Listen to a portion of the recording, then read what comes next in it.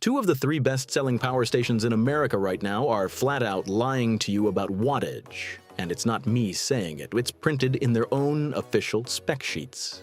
In this video, you'll see, with hard numbers and sources you can verify yourself, why only one of these three actually deserves your money in 2026. The other two are pure marketing wrapped in a battery. I pulled the official data sheets from each manufacturer's website and lined them up against what they advertise on Amazon. There are two documented marketing tricks here that, if you miss them, you're walking out the door with a $700 power station that can't even run your air fryer. I'm not exaggerating. This affects two of the biggest names in the game. Quick context before we dive in. Today, we're only looking at units in the same league. About 1 kilowatt hour, same price range, same target buyer. It wouldn't make sense to put a 2K beast against a compact unit. These three show up side by side on every Amazon frequently bought together carousel. They're the ones flying off the shelves, and today we figure out which one is the only honest player. Let's get into it.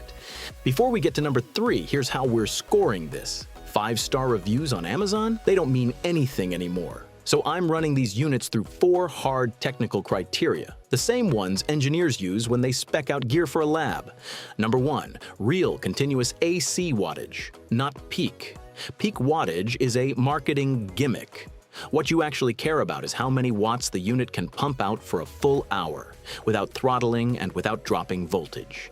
Number 2, ports. A massive battery is useless if you only get 4 outlets. The minimum acceptable in 2026 is 10 ports total. Number 3, wall charging speed. If your power station takes 4 hours to top off, it's already failed when you needed it most. The 2026 standard is 0 to 100% in an hour or less. And number 4, real UPS. Uninterruptible power supply. If you're plugging in a PC or a high-end TV, your unit needs to switch to battery in under 20 milliseconds. Anything slower, your gear shuts down anyway. 4 criteria, no fluff. Let's get to number 3.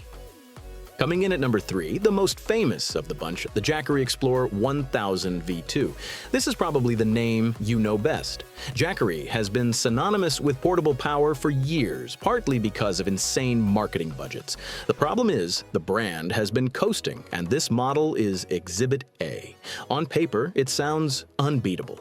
You're getting a 1070 watt-hour battery, in the highest capacity in this comparison. It weighs just under 24 pounds, making it the lightest of the 3, which is a real plus if you plan on hauling it around. And the price, when it's on sale, lands around $799. So far, so good. But here's where it gets ugly. 3 issues, all confirmed in Jackery's own user manual. First, 1,500 watts of continuous AC output. That's the lowest of the group. The other 2 units hit 1,800. So if you want to run a high-power microwave, a serious air fryer, or a heavy-duty power tool, you're constantly bumping against the ceiling. And when a power station runs at the limit, the battery degrades way faster. Issue number 2, ports. Only 7. In 2026, when your phone, your tablet, your laptop, and your camping TV already eat up 4, a total of 7 is just not enough. The other 2 units we're looking at today ship with 11 ports each, nearly double. And issue number 3, this is the one that really gets me. Jackery still won't ship a true UPS. What they ship is EPS, and they admit it in the manual. What does that mean? It means when the grid drops, the transfer time isn't guaranteed for sensitive electronics. If you've got an expensive PC or a current-gen console, you're rolling the dice on a hard shutdown every time the lights flicker. Bottom line, the Jackery Explorer 1000 V2 is a perfectly fine power station for casual camping or for someone who doesn't push it hard. But for the price they're charging, there are objectively better options on the same shelf. The brand still hits hard on marketing, but the spec sheet says otherwise. In 2026, fame isn't enough. Quick heads up. I've linked all 3 units in the description and in the pinned comment. There are some pretty aggressive deals running right now, so it's worth checking. Let's get into number 2, and this is where the dirtiest marketing trick of this entire comparison lies. Pay close attention because this one affects one of the biggest brands in the industry. At number 2, the EcoFlow River 3 Max, and this is where the dirtiest marketing play in the 2026 portable power game shows up. Buckle in, because this one's gonna catch you off guard. EcoFlow advertises this unit as an 1,800-watt beast. You'll see that number plastered across every ad, every product page in giant red text on Amazon. 1,800 watts. And technically, it's true. But the fine print changes the whole story. The official spec sheet, always the one EcoFlow publishes on their own website, the one you have to actively go hunting for, says this: actual continuous AC output of the River 3 Max is 600 watts, not 1,800, 600. The 1,800 watt rating is only achievable when you activate X-Boost mode, which intentionally drops the output voltage to fake high wattage delivery for resistive appliances like kettles or old-school space heaters. What does that mean in real-world terms? It means if you try to plug in a modern air fryer, an inverter microwave, or any appliance with sensitive electronics that demands a stable 1,800 watts at full voltage, the unit chokes. It can't do it. That advertised wattage only works for legacy heating gear most people don't even own anymore. Now, fair's fair. The River 3 Max has two redeeming qualities that keep it out of last place. First, the mobile app. Hands down, no contest, the best power station app on the market, low idle drain control, fine-grained per-port management, live data, regular firmware updates over the air, pro-level software, second cell chemistry. The lithium iron phosphate battery is rated for 4,000 charge cycles at 80% of original capacity. We're talking over a decade of daily use, the longest lifespan in the entire comparison. But even with all that, the River 3 Max is not the honest pick if you want a versatile, do-it-all power station. If you know exactly what you're plugging in and your gear stays under 600 real watts, it's a great buy. If you're not sure, or if you want something flexible for whole home backup, you're gonna get burned the first time you try to run that air fryer. So despite the better chemistry and the best app on the market, it does not take the crown today. I told you up top, and now you see it. Two of the three best-selling power stations of 2026 are hiding real problems that you'd never spot just reading the Amazon title. That leaves one, and this one actually delivers what it advertises. Get ready for number one. At number one, the only unit that actually deserves your money in the 1 kilowatt-hour class in 2026 is the Anker SOLIX C1000. And the reason it wins is simple. It's the only one whose advertising matches its spec sheet. Let's run the numbers. Continuous AC output, 1,800 watts. Real ones, full voltage, no special modes, no X-Boost, no fine print games. 1,800 watts you can actually plug into any modern appliance. A heavy-duty air fryer, an inverter microwave, a small induction cooktop, a serious impact driver. All of it. On top of that, its surge pad function delivers peak surges up to 2,400 watts for motor startups. That means you can briefly kick on a small portable fridge or a compressor without tripping it.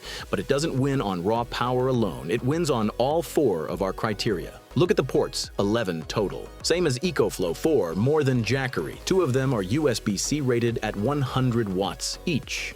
Translation: you can fast charge the most demanding laptops on the market without ever touching the original wall brick. For wall charging, it's the fastest of the three. 0 to 100% in 58 minutes, 2 minutes ahead of EcoFlow, well ahead of Jackery.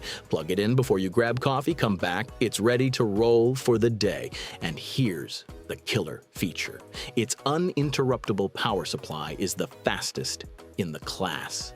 Under 20 millisecond switchover time, that's pro-grade territory. If you're working from home and the grid blinks, your computer doesn't even hiccup. Neither Jackery, with its EPS workaround, nor most competitors at this price point can touch that. Does it have weak spots? Yeah, two. First, Anker rates the unit at 3,000 cycles to 80%. That's 1,000 cycles less than EcoFlow's 4,000. Even so, 3,000 cycles is still over 10 years of daily use. Not a real-world problem unless you're planning to hand it down to your grandkids. Second, the app is solid, but it's not at EcoFlow's level. It does the basics well.